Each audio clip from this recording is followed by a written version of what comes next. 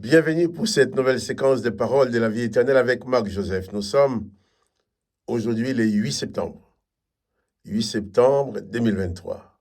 Encore un jour de grâce avec Jésus-Christ. Encore un jour de bénédiction. Et je t'invite à le croire. Quand tu te lèves le matin, je t'invite à croire que c'est pour toi. Chaque jour est pour toi un jour de grâce. Parce que Jésus-Christ te dit qu'il est avec toi tous les jours jusqu'à la fin du monde. Donc chaque jour, avec Jésus-Christ, est un jour de grâce. Je ne dis pas que c'est un jour facile, mais c'est un jour que tu vas vivre dans la plénitude de la présence de Jésus-Christ qui t'accompagne, qui saura te diriger en toutes choses, dans toutes circonstances. Oh, que son Saint-Nom soit béni. Écoute la voix de Jésus-Christ qui te dit ce matin, je suis avec toi tous les jours, jusqu'à la fin du monde. Autant que le monde existe, Jésus est avec toi dans le monde. Quand le monde ne sera plus, tu seras avec lui dans son royaume. Oh, je répète ça tous les jours, mais c'est tellement important. Car souvent, dans les événements, devant les événements, dans les circonstances, nous pouvons facilement oublier cette présence de Jésus-Christ qui est là pour nous faire du bien. Cette présence qui est là pour nous porter, pour nous aider à traverser même les moments les plus difficiles. Cette main tendue qui est là, qui est prête à nous attraper lorsque nous trébuchons. Écoute encore la voix du Seigneur Jésus-Christ qui te dit, je suis avec toi tous les jours jusqu'à la fin du monde. Oui, toi personnellement.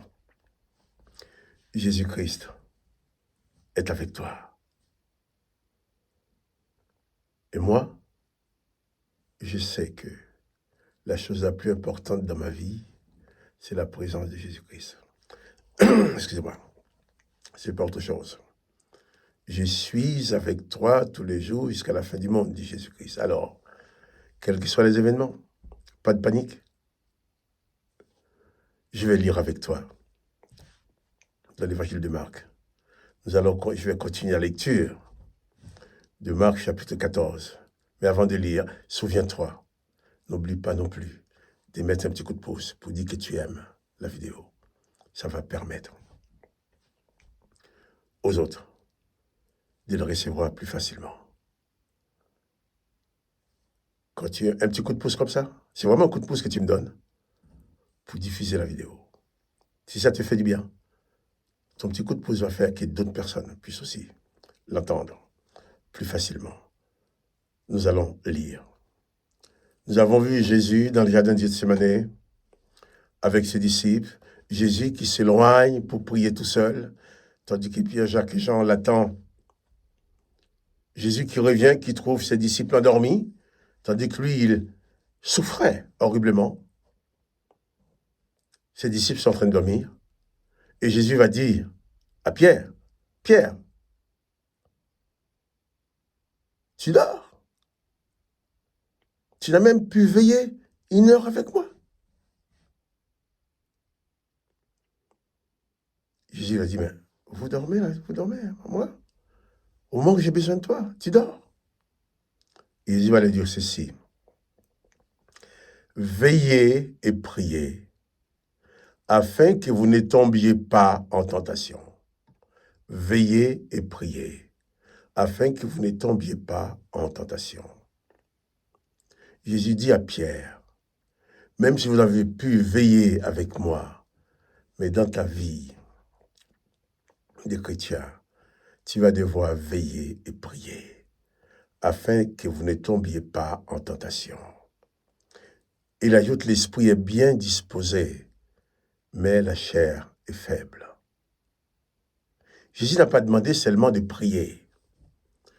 Il n'a pas demandé seulement de veiller, mais il a dit veiller et prier. Veiller, nous devons être attentifs. Nous devons avoir les yeux ouverts. Nous devons prendre conscience que tout n'est pas rose autour de nous. Tout n'est pas gentil autour de nous. Tout n'est pas facile autour de nous. Nous devons prendre conscience que nous vivons des temps difficiles. Nous vivons dans un monde qui est difficile. Dans un monde qui ne fera pas de cadeaux. Dans un monde où il y a des pièges. dans un monde, il y a aussi malheureusement des esprits démoniaques. Et Jésus dit, veillez et priez. Avoir les yeux ouverts. Sois conscient de ce qui se passe autour de toi et priez. Et j'ai dit pourquoi? Parce que l'esprit est bien disposé. Quand je prie, j'élève mon esprit vers Dieu le Père, qui renforce mon esprit, qui me rend plus fort en esprit. Mais il parle de la faiblesse de ma chair. La chair peut me renverser à n'importe quel moment. La chair est faible, dit Jésus. Et souvent, malheureusement, il y a des personnes qui font n'importe quoi, et puis quand on dit, mais pourquoi tu fais ça? Il dit, mais tu sais, la chair est faible. Jésus n'a pas demandé de se soumettre, de se laisser succomber aux faiblesses de la chair. Mais il a demandé de veiller et de prier afin de pouvoir dominer cette faiblesse, dominer cette chair faible. Quelquefois, j'ai dit, heureusement pour nous que la chair est faible. Si la chair était forte, si la chair était plus forte que l'esprit, on n'aurait jamais pu s'en sortir. Mais comme la chair est faible, ben nous pouvons dominer sa faiblesse. Allez, la chair n'est pas plus forte que l'esprit.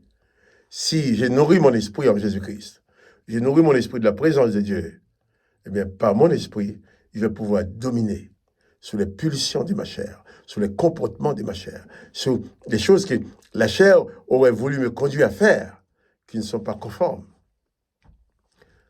aux enseignements de Jésus-Christ.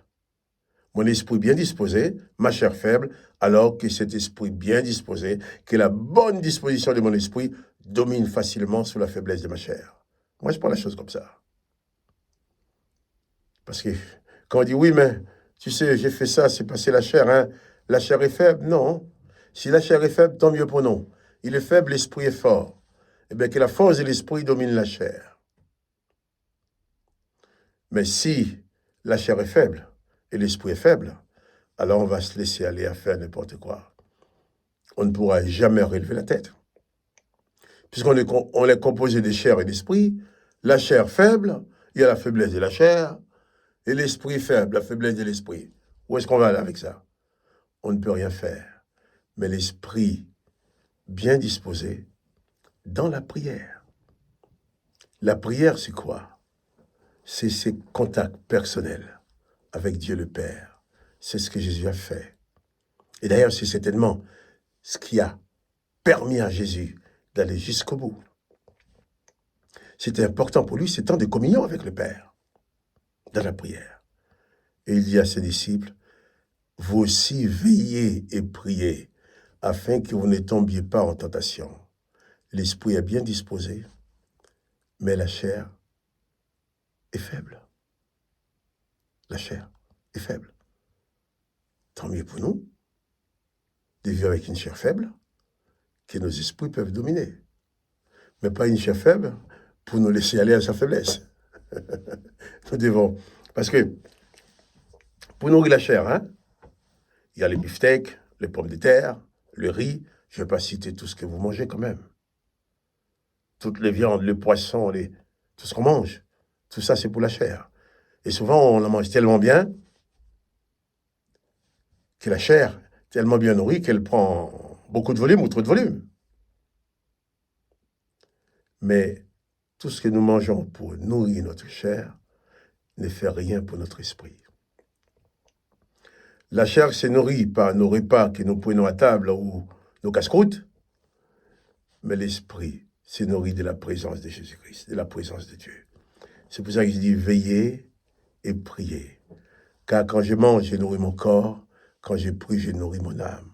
Je nourris mon esprit, afin qu'il soit plus fort que ma chair et que la chair ne domine pas. Souviens-toi et n'oublie pas que tu dois veiller et tu dois aussi prier. Souviens-toi, n'oublie pas que Jésus-Christ est avec toi tous les jours, jusqu'à la fin du monde. Il ne t'abandonnera jamais, car il a dit, je suis avec toi tous les jours, jusqu'à la fin du monde. Que le nom du Seigneur Jésus soit béni. Que toi aussi, tu sois béni Mais moi, Marc-Joseph, je te dis bien, à demain pour une autre séquence de paroles de la vie éternelle. N'oubliez pas les petits coups de pouce. À demain. Sois béni.